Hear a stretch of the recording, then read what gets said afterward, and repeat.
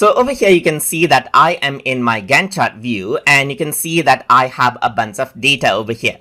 And then over here on the right side you can see that I got the Gantt chart as well.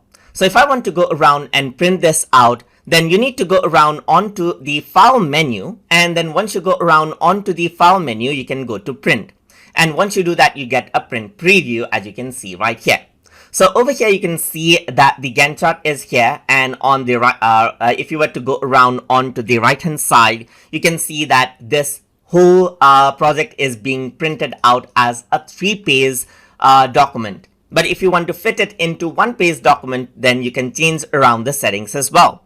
So over here you can see that you have an option to print the entire project or print only specific dates as well. So you can go around and choose out specific dates right here for the project as you like, so that you can only go around and print that out right here, just like this. So if I were to go around over here and select this out, then you can see that this is what you have.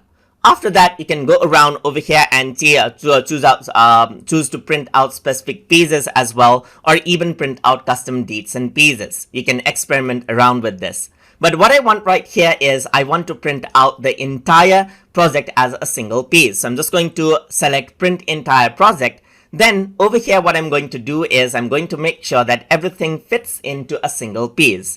So to do that you need to go around and click on page setup right here. And once you do that, you can go around and adjust this to from 100% to 50%.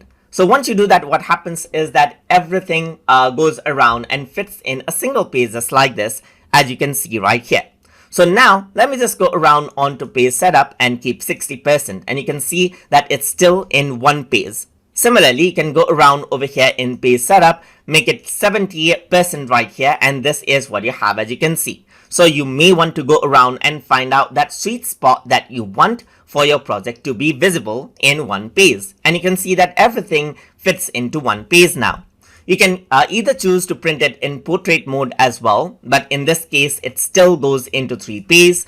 But even here I'm going to select landscape orientation right here, and you can see that everything fits into this single page right here.